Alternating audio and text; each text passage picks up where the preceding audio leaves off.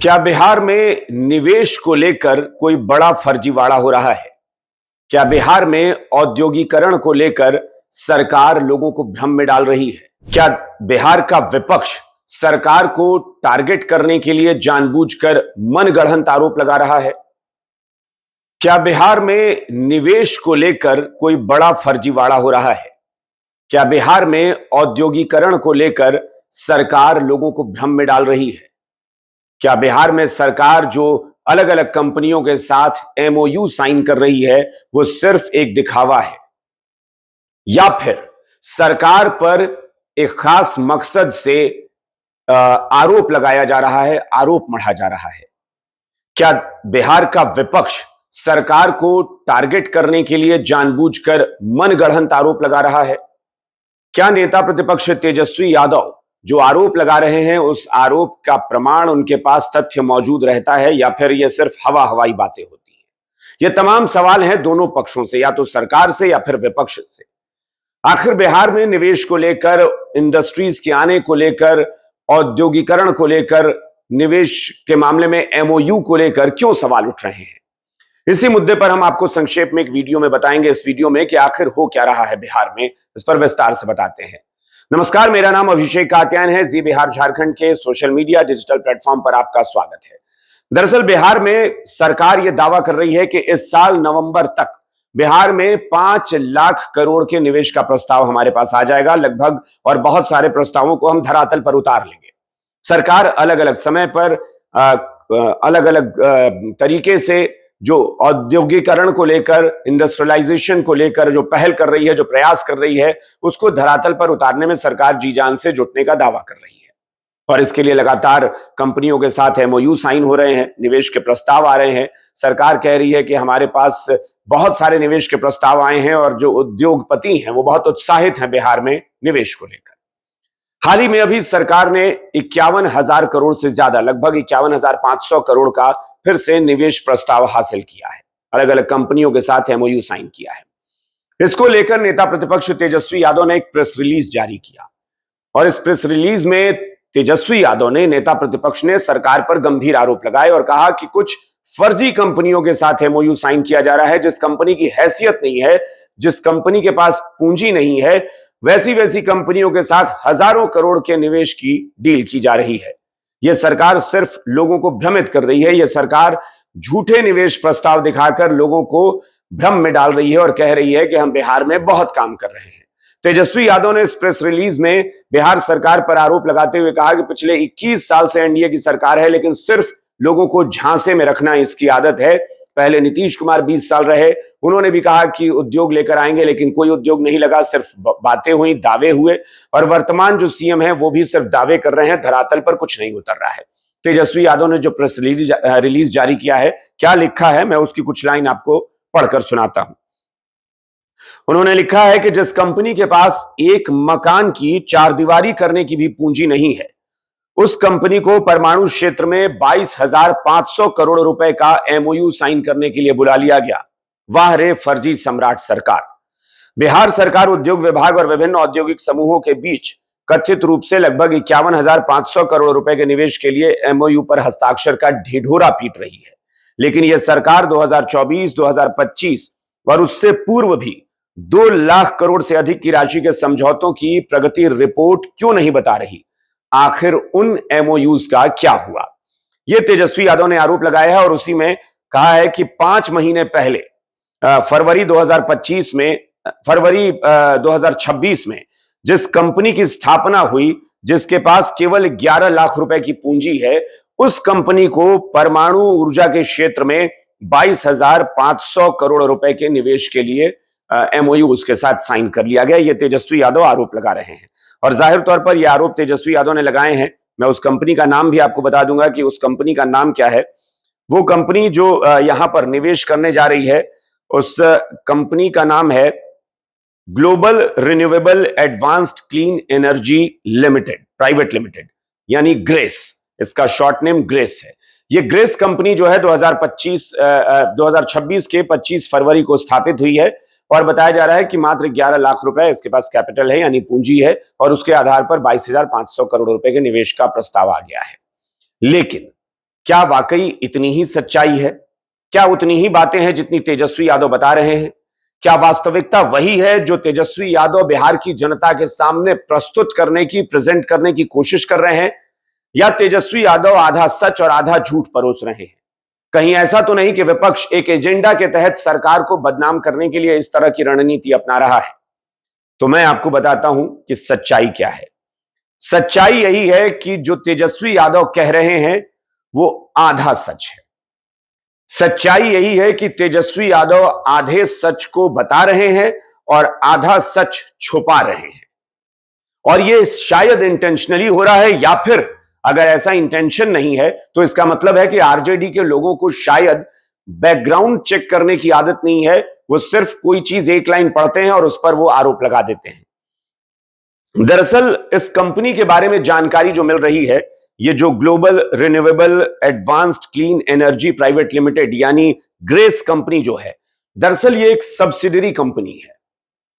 और इसकी एक जो मेन कंपनी, जो मदर कंपनी है, पेरेंट कंपनी है, वो बड़ी कंपनी है। इस कंपनी के जो स्टेक होल्डर हैं, या फिर ये कहें कि इस कंपनी के जो प्रोमोटर हैं, वो ऐसा नहीं है कि उन्होंने ये नई कंपनी बना दी है, इसका मतलब वो 11 लाख रुपए की पूंजी ही है। वो हजारों करोड़ का काम पहले भी कर चुके हैं और कर रहे हैं। बताया तो ये भी जा रहा है कि बिहार में भी 2 प्रोजेक्ट पर वो काम कर रहे हैं। इसके अलावा उनके बारे में जो जानकारी मिल रही है कि जो उनकी पेरेंट कंपनी है वो लगभग 27-2800 करोड़ की कंपनी है। इस कंपनी के पास ऑलरेडी एनर्जी सेक्टर में 8000 करोड़ का ऑर्डर है। यह कंपनी तेलंगाना की कंपनी है, बड़ी कंपनी है। तेलंगाना में बरसों से 13-14 साल से यह कंपनी काम कर रही है और एक नहीं, इनके कई वेंचर्स हैं, कई अलग अलग कंपनियां चल रही हैं।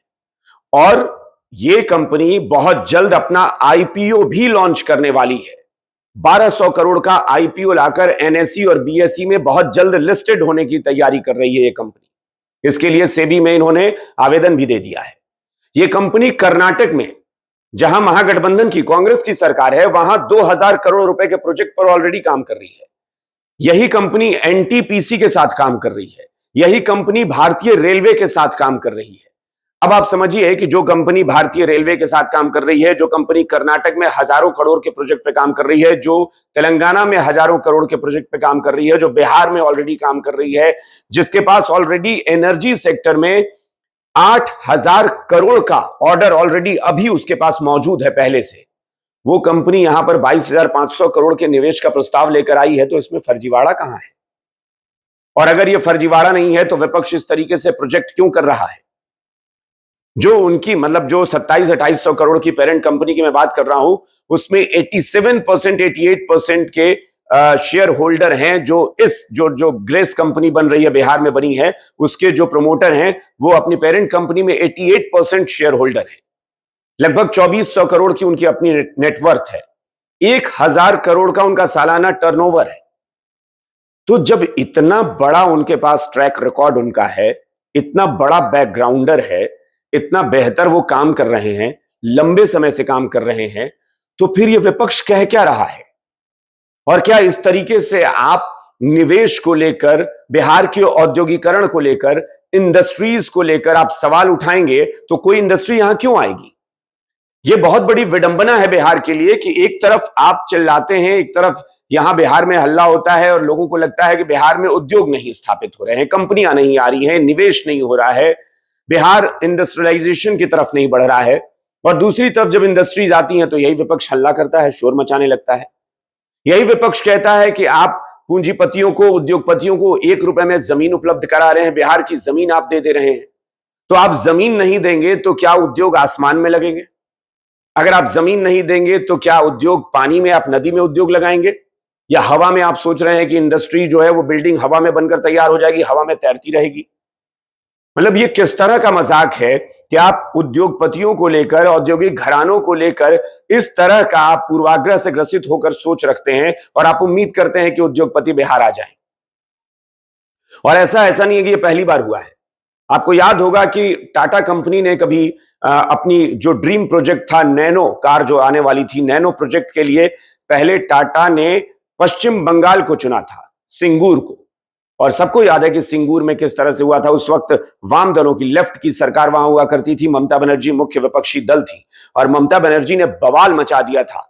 सड़क पर इतना ज्यादा हंगामा हुआ कि टाटा ने अपना प्रोजेक्ट सिंगूर में रद्द कर दिया और टाटा ने गुजरात में जाकर वो प्लांट लगा दिया। और फिर यही विपक्ष वाले चिल्लाते हैं कि नरेंद्र मोदी जो है वो तो गुजरात का ही विकास करते हैं।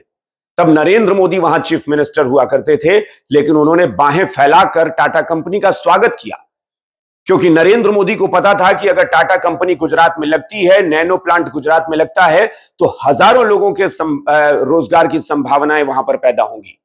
वहां पर सरकार का रेवेन्यू बढ़ेगा, सरकार को टैक्स मिलेगा, सरकार की कमाई होगी।